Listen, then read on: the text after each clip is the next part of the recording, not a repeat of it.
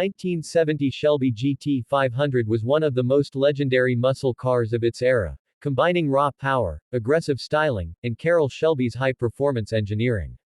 Based on the Ford Mustang but upgraded with Shelby's signature modifications, the GT500 became an icon of American muscle. Under the hood, the 1970 GT500 packed a massive 7.0L 428 cubic inch Cobra Jet V8 engine, producing over 400 horsepower and 440 pound-feet of torque. This beast was paired with either a 4-speed manual or a 3-speed automatic transmission, delivering brutal acceleration in a quarter-mile time in the low 14-second range. The ram air induction system improved airflow, making it one of the most powerful muscle cars of its time. Shelby's design upgrades made the GT500 stand out from standard Mustangs.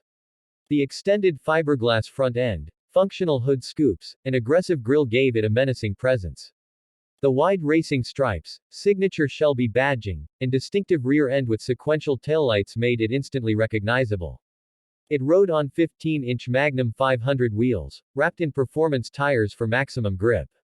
Inside, the GT500's cockpit featured a blend of muscle and luxury.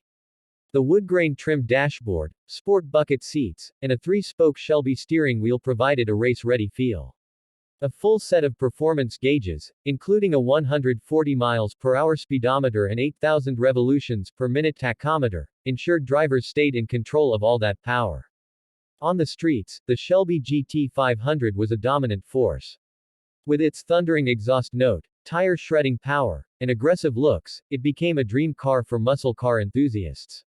Competing with the Dodge Challenger, Chevrolet Camaro Z28, and Pontiac GTO, the GT500's combination of performance and exclusivity made it one of the most sought-after classic muscle cars ever built.